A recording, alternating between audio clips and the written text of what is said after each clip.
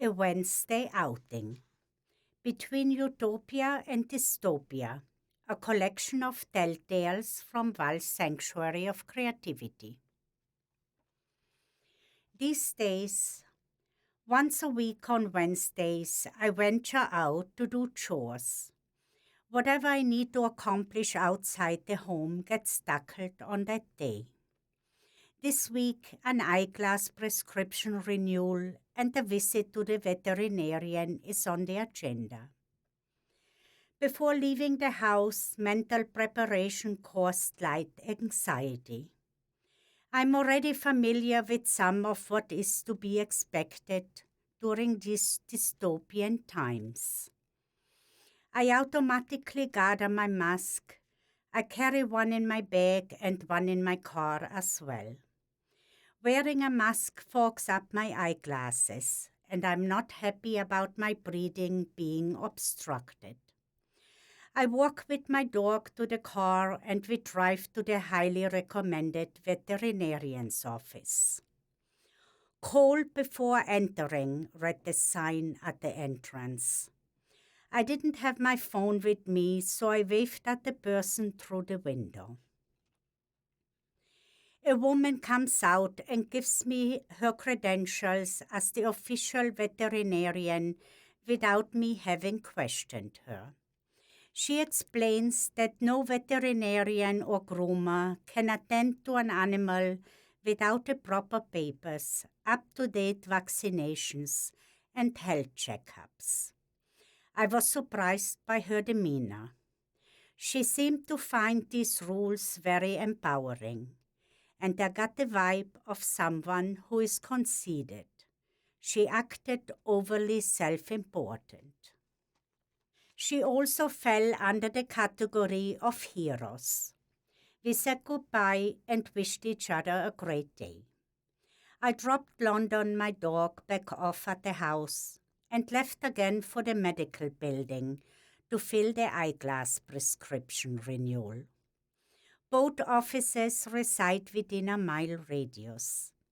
The medical building is a state-of-the-art complex. No interior design costs were spared. I remember that I had marveled at the aesthetics during a prior visit. I must have picked the perfect time, as there were only 2 cars in the parking lot. The building greeted me with a big sign, and the blue letters announced, "Heroes work here." As I entered through the second sliding door, a woman literally jumped at me with the device in her hands, and she pointed it straight at my forehead with a stern, authoritarian stare. I felt the disdain. She questioned me with what sounded like a memorized litany. "Have you had any cough or fever in the last 14 days? Have you tested positive for the virus? Did you get vaccinated? Do you have an appointment?" I'm a smoker and I did cough during the last 14-day period. Nevertheless, I answered no to everything and hoped for a quick release from her. Almost reluctantly, she finally let me go around the corner to the eyeglass counter. I had been in that office twice over the past years. I recognized the lady at the computer. It used to take 10 minutes to buy the new prescription eyeglasses. Not on this Wednesday, and probably not again in the foreseeable future. I had to sit down and wait to be called. When I was called, the appointment calendar was checked and I was scheduled in for next month to buy my glasses. No problem. I don't need them that urgently. I left the lady to herself as there were no other people in sight. I was happy to leave the place.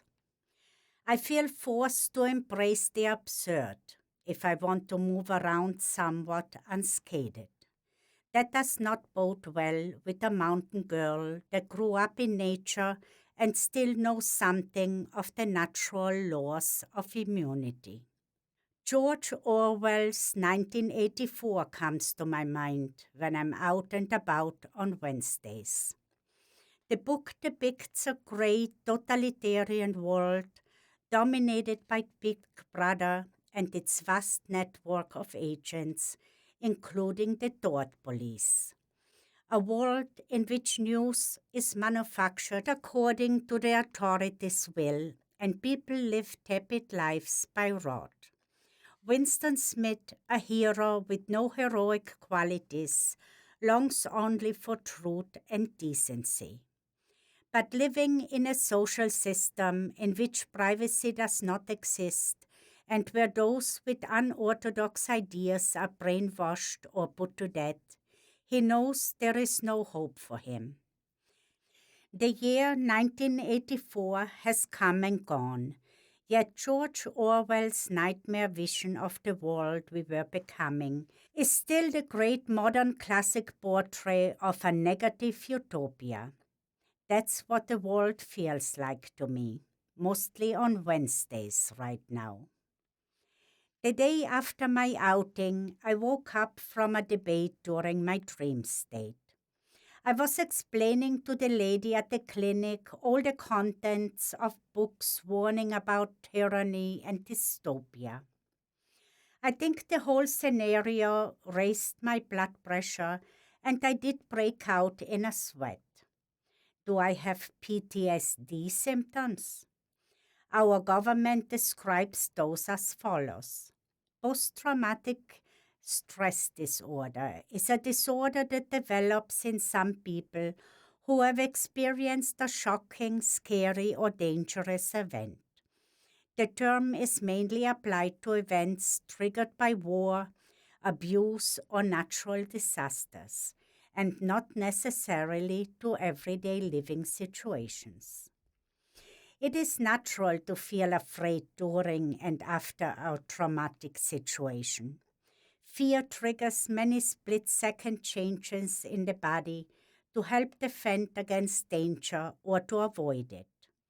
To me, this new world feels scary and threatening at times. Much of the fears may have been generated due to the correlations I made between information and knowledge that I have come across over time. As for books, I must have read too many of them in my life. From Aldous Huxley's Brave New World, George Orwell's 1984, and Animal Farm, to the trilogy of Suzanne Collins, The Hunger Games and their sequels, Catching Fire and Mockingjay, and everything in between. They all left me with a very bitter taste, and they revealed an eerie familiarity with the draconian rules, regulations, behaviors, and laws being implemented and that we are currently experiencing and witnessing.